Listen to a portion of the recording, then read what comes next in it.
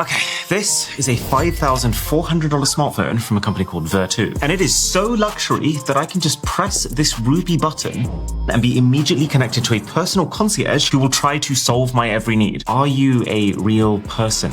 Vertu is a fascinating brand because unlike every other luxury phone company who just takes an iPhone and covers it in gold, this is its own piece of tech designed for the ballers of the world. And it seems super legit. It's a British brand that was started by Nokia. Their official social media accounts hit hundreds of millions of real views. They sell in Harrods, which is a really well-established uber luxury department store in the UK. I even took a trip myself just to make sure, and there they were. Oh, they just got back to me. The concierge service is provided entirely by real professionals. Okay, can you book me a hotel in London?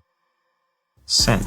This seems amazing, but there's something not right here. There is something very odd going on with this Vertu company. And so we've gotten our hands on all the key Vertu products to get to the bottom of it.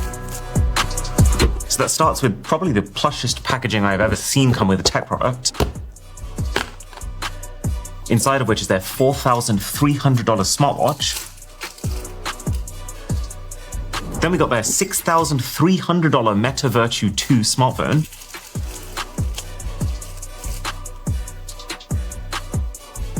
Their $7,940 flip phone, the Vertu Quantum.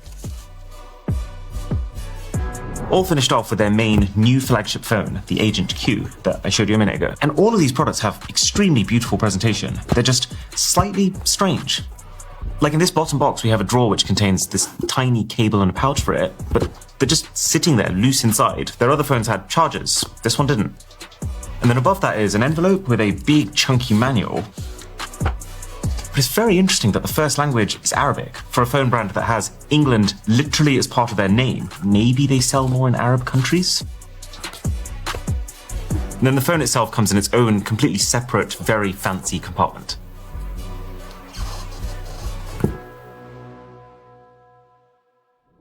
Okay, they got back to me. They said, "It's my pleasure to assist you. May I know your preferred check-in date?" I want to make this specifically complex. Check-in, December 25th, Christmas, one of the busiest days of the year. Room that has a view of the London Eye, so this is going to absolutely require human involvement. And then a receptionist that can speak Hindi. Whoa, they just responded. Got it. Well, while that's happening, I gotta say, when I first saw these online, I thought they look like they would feel cheap.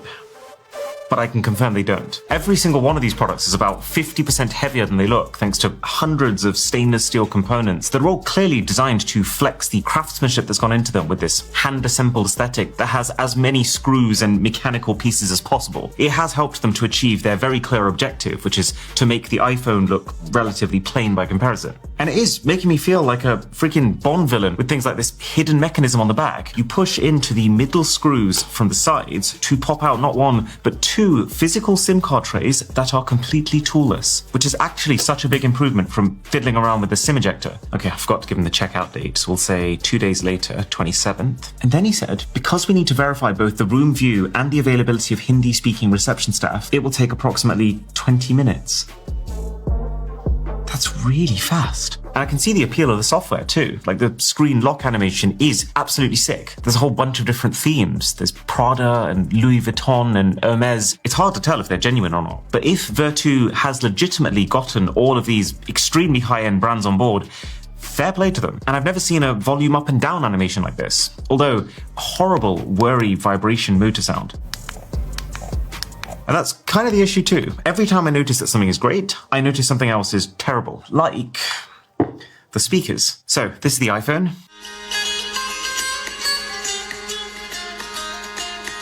And this is Vertu's latest and greatest.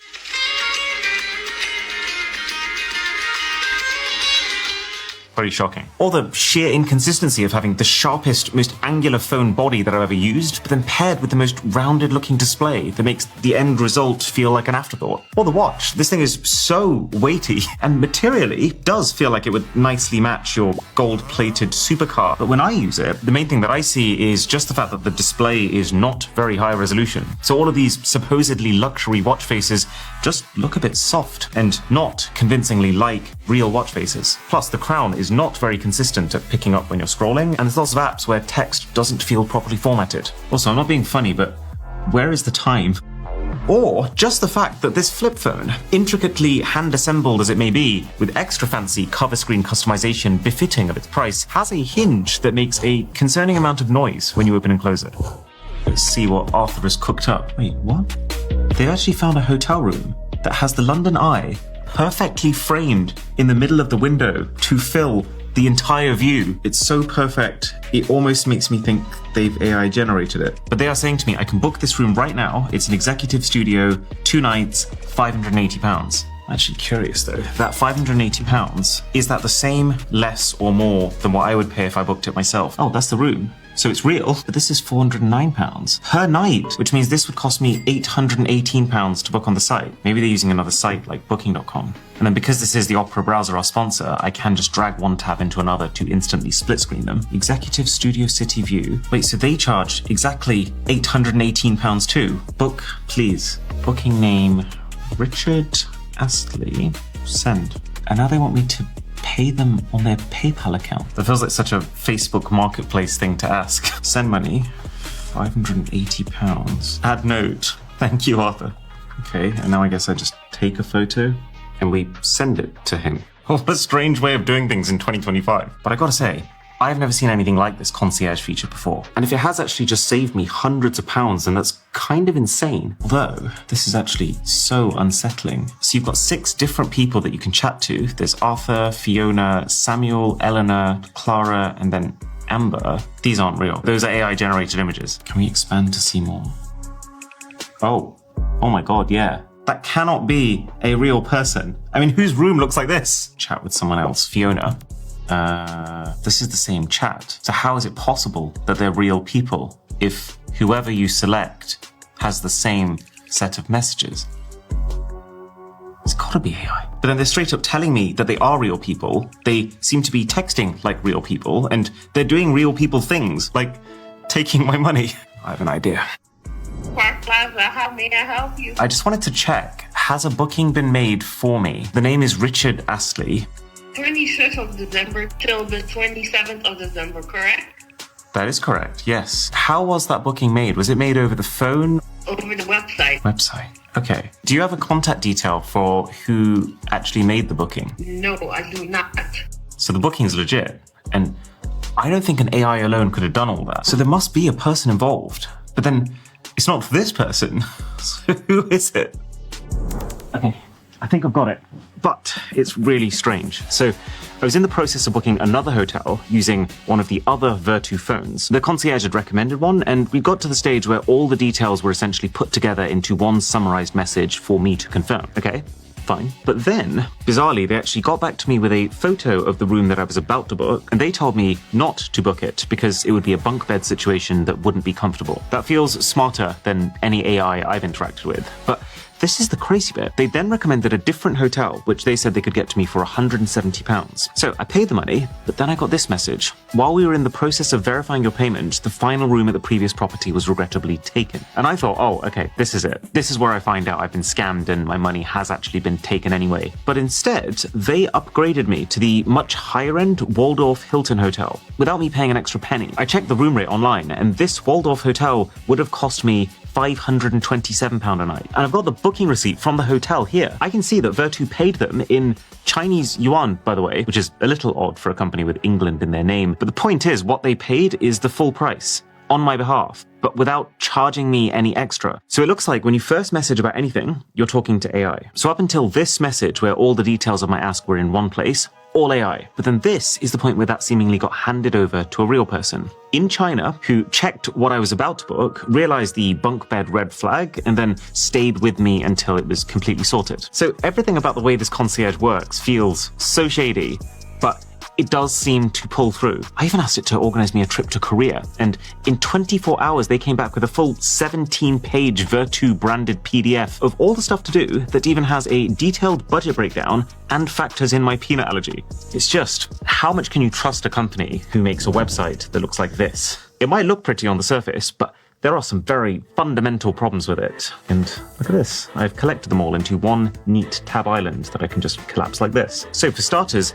I can't see a single product photo that actually looks real. You can just tell from the lighting and the shadows that these have been edited in, which to me implies that there aren't actually a lot of people physically involved with these products. A little bit dodgy, but okay. I've got one of their guides over here, and I can't believe what I am reading. This is a post on the official Vertu website, which talks about the top 7 high-performance flip phones. I mean, just for starters, it says the best overall phone is the Samsung Galaxy Z Flip 7 Ultra, a smartphone that is not theirs and also doesn't exist. It could not be clearer that this is just AI-generated slop. They've probably made hundreds of pages like this, designed with the sole purpose to just create more opportunities for people browsing the internet to stumble across Vertu. But the fact that this company is in Harrods, on the same floor as very established luxury brands and, funnily enough, also the over $100,000 Louvre headphones that we just featured in Luxury Tech, plus the fact that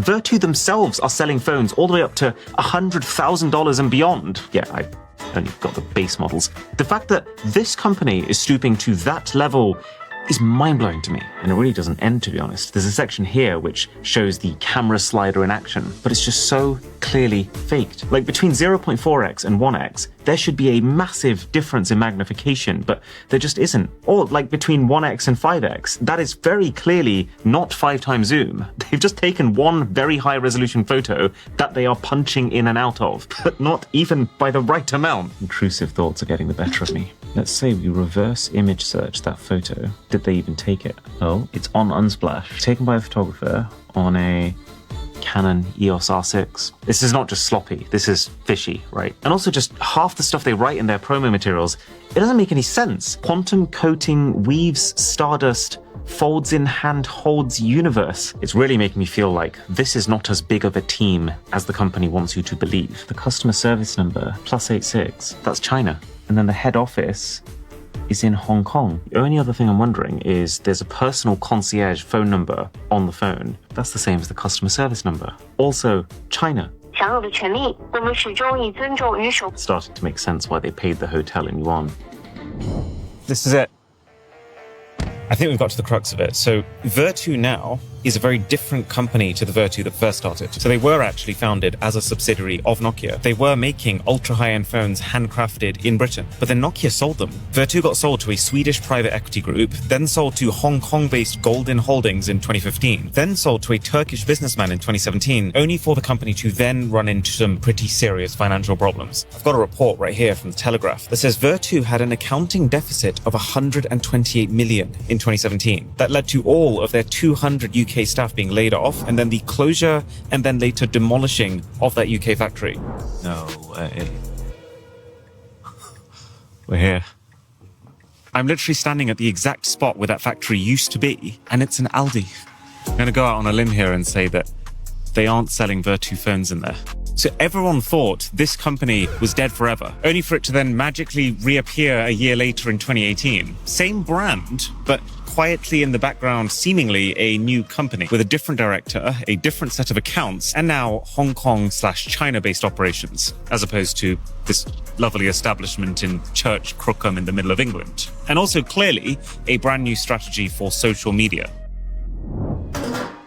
You know, the only way I even realized Vertu was back is because this TikTok popped up completely unprompted on my feed. There's 3 people who have Vertu phones, it's 1 person who has an iPhone, and then they just throw the iPhone away.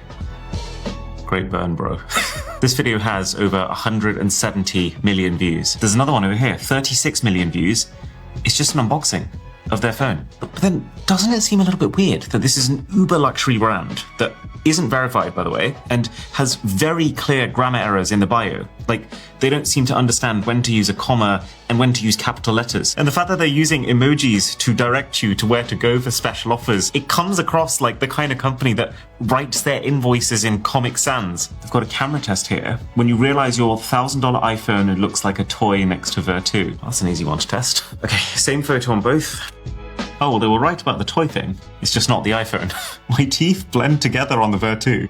Now, the phones do some pretty interesting AI camera things. Like, you can pull up any image and use text to change things in that image. And you can even convert an image into a video with seemingly no guardrails, even when you're using it for human subjects too. But the other thing I noticed while messing around with the camera is that this app looks very familiar. This is the Vertu camera app, and this is the Chinese phone maker ZTE's camera app. And this makes a lot of sense. Phone company that now has its operations in China feels like a small team, not nearly enough to develop an entire Android skin from scratch. So instead, licenses the Android skin from another company that is still niche enough that it wouldn't be obvious who they're copying from, and niche enough that they'd be willing to do so. It turns out, when you start looking for it, you can see traces of ZTE all over these devices. Vertu have tried to hide them. Like, if you download a device info app, it will tell you that the manufacturer is Vertu. But when you dig deep, if you go into the legal documents or you find the actual names of the processes running in the background, the evidence is there. The good news is that there is no ZTE device that exactly matches all the hardware specs of any of these phones. So